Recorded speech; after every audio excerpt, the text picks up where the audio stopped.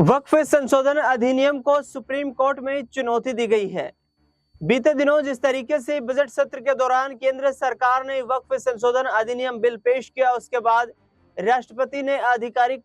मोहर लगाकर उसे कानून का अमली जामा पहनाने के लिए आगे प्रक्रिया में जारी रखा। दरअसल आपको बता दें कि वक्फ संशोधन अधिनियम के खिलाफ विपक्षी दलों और मुस्लिम संगठनों ने करीब 10 याचिकाएं सुप्रीम कोर्ट में दाखिल की। उसके बाद सुप्रीम कोर्ट ने इन तमाम याचिकाओं पर सुनवाई करने के लिए 16 अप्रैल की तारीख निर्धारित की। दरअसल आपको बता दें कि इस पूरे मुद्दे को लेकर सुप्रीम कोर्ट में यहाँ पर चर्चा हुई, इस बहस हुई, और इस बहस के दौरान जिस तरीके से मुस्लिम पक्ष की तरफ से वक्फ संशोधन अधिनियम को खारिज करने की यहाँ पर तरफ से कपिल सिब्बल, जो कि एक वरिष्ठ अधिवक्ता है सुप्रीम कोर्ट के, उन्होंने अपना पक्ष रखा। उन्होंने संविधान के अनुच्छेद 26 का उदाहरण पेश करते हुए इसे धार्मिक समानता और स्वतंत्रता के अधिकार को छीनने का एक यहाँ पर फैसला बताया। उन्होंने कहा कि इस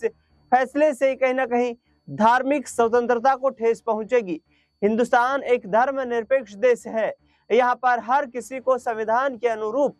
यहाँ पर अपनी स्वतंत्रता है कि वो किस धर्म में अपनी आस्था रखता है। ये वक्फ संशोधन बिल जो केंद्र सरकार लेकर आई है, ये आस्था के साथ खिलवाड़ हो रहा है, जिस पर chief justice of India Sanjeev Khanna ने यहाँ पर सुनवाई करते हुए कहा कि तथ्यों तर्क के आधार के ऊपर बात करें, तथ्यों को पेश करें, जिसके आधार पर सुनवाई को जल्दी से आगे प्रक्रिया को बढ़ाया जाए, क्योंकि समय की कमी है, और जिसको देखते हुए चीफ जस्टिस ऑफ इंडिया ने यहाँ पर कपिल सिब्बल को फटकार भी लगाई। दरअसल आपको बता दें कि कपिल सिब्बल ने कहा कि जिस तरीके से ये वक्फ संशोधन अधिनियम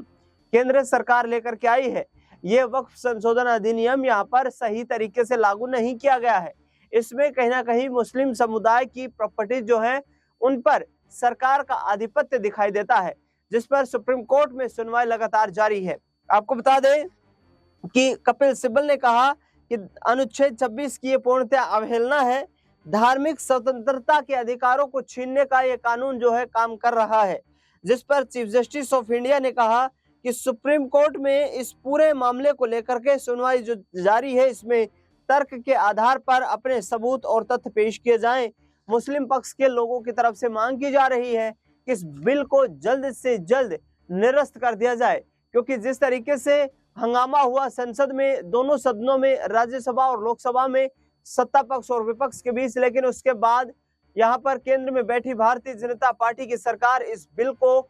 यहाँ कहीं ना कहीं कानूनी अमली जामा पहनाने में कामयाबी हासिल करती हुई नजर आई, क्योंकि जीत सत्ता पक्ष की हुई, और जिस तरीके से जो सत्ता पक्ष के यहाँ पर संबंध में वोट गिरे, उसने कहीं ना कहीं इस बात को दर्शा दिया कि चंद्रबाबू नायडू, नीतीश कुमार जैसे सहयोगी नेता जो थे, उनकी इस बिल को यहाँ पर पूर्ण रूप से सहमति देने में एक बड़ी यहाँ पर भूमिका नजर आई, जिसको लेकर के अब इसे कानूनी अमली जामा पहना दिया गया है। केंद्रीय गृह मंत्री अमित शाह ने इस पूरे मुद्दे को लेकर के कहा कि हम वक्फ प्रॉपर्टीज को यहाँ पर कानून के दायरे में लाने पर विचार कर रहे थे। बता दें आपको कि उन्होंने ये भी कहा कि 78 साल के हिंदुस्तान की आज़ादी के इतिहास में एक पैसा भी वक्फ बोर्ड से टैक्स के रूप में सरकार को नहीं गया है, जबकि वक्फ संस्थान जो है, इसकी जो संस्थाएं हैं, वो यहाँ पर भारतीय रेलवे और भारतीय सेना से भी अधिक जमीन के आधिपत्य वाली संस्थाएं हैं। तो ऐसे में बड़े घोटाले इस वक्त बोर्ड में हो रहे हैं, और उनका मानना है कि आगे आने वाले वक्त में ये जो बिल लाया गया है,